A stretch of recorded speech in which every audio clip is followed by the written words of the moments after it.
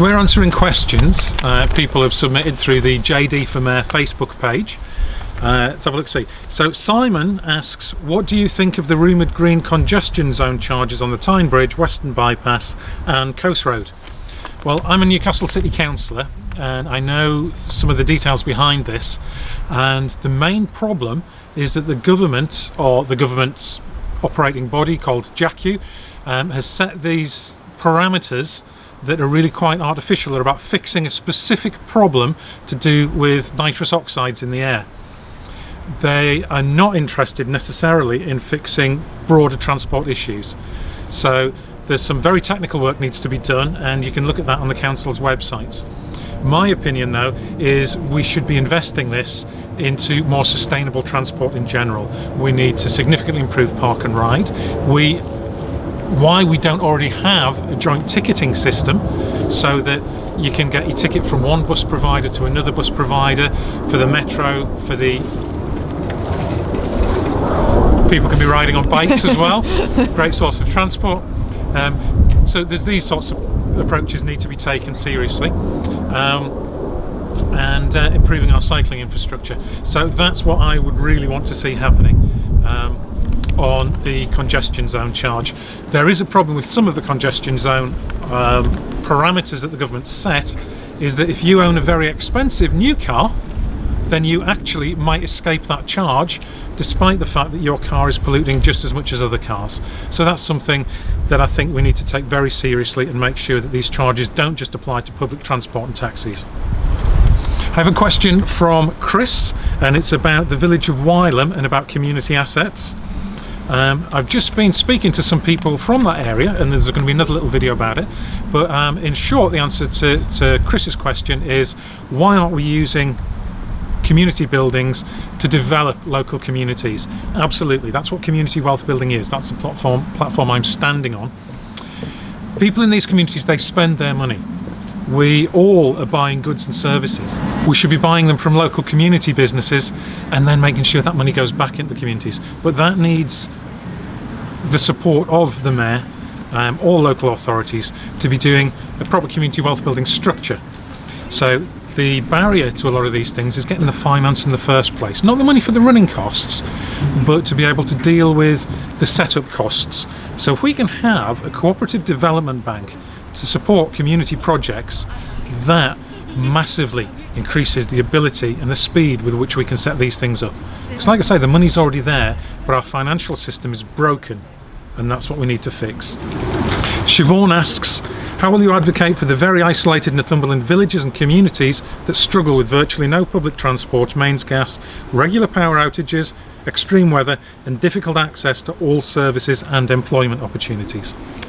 And the key there, I think Siobhan asks in the question, is with the nature of the employment and the transport and the services, they're all interlinked. The fact that it takes longer to get from Sea Houses to Newcastle than it does from Newcastle to London on public transport is beyond belief. Today I've just been looking at bus services in rural Northumberland and finding that the joint ticketing services don't work. So there are things the mayor can do. The mayor will be part of the joint North East Transport Authority, and what I will be doing is making sure that bus services are working together so that you can get a joint ticketing, so that we move to something, the exact format we'd need to look at, but something like an Oyster card system where you can just tap on any public transport, tap out at the other end, and it will automatically get you the best fare. We need more of that. The more people using public transport, the more sustainable public transport becomes. But I think the biggest problem is this idea that people in rural Northumberland should have to travel all the way into Newcastle for their services. They shouldn't. We should be making sure that health services are distributed around, but we also can be developing the community hubs. There's lots of buildings that are underutilised. If we can get the broadband, like the fantastic Broadband for Allen Valleys project that's working to bring high-speed broadband into rural Northumberland, on that basis, then we can have all sorts of businesses there. There are so many businesses these days that don't have to be in a particular place.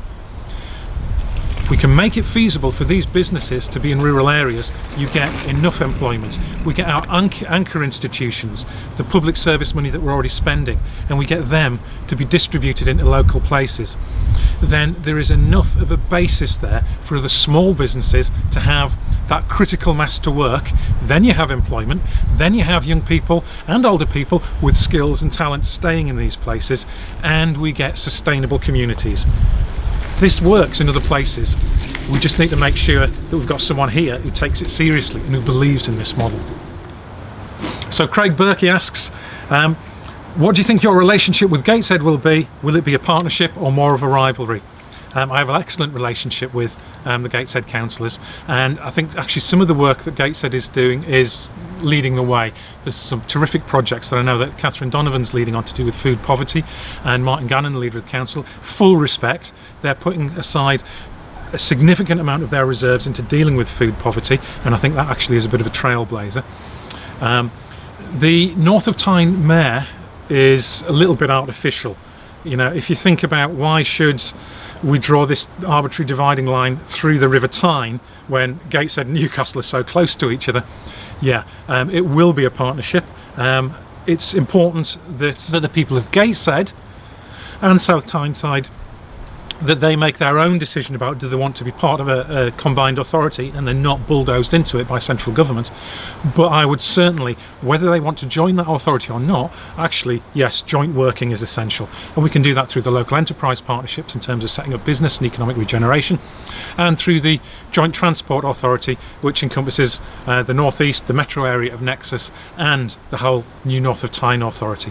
Yeah, we've got to work together. We're always stronger together. That's the basic message of socialism. Kathy asks, hi Jamie, what would you be able to do for young people in our area in Northumberland who have few youth clubs or facilities left and who may have to travel far to have a night out? How can we show young people that they matter, especially those who have little money? Yeah, nail on the head there, Kathy.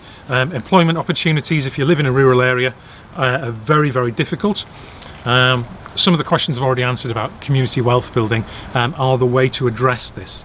Yes, it's great if we can get outside businesses to come in and, you know, build new factories and have money coming into rural areas like that.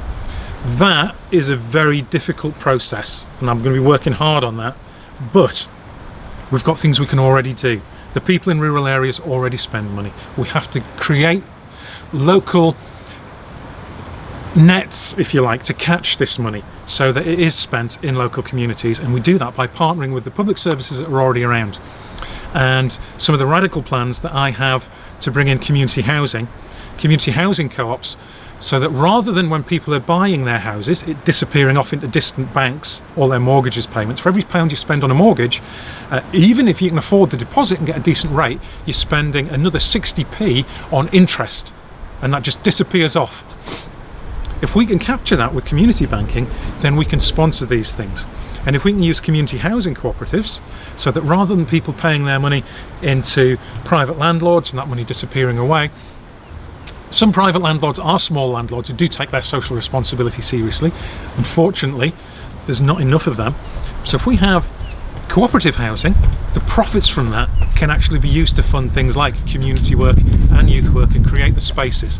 And there's so much talent and energy in our communities, but people cannot be expected to do this without the facilities and the access to capital that's needed to set up these community companies. So that's top of my list.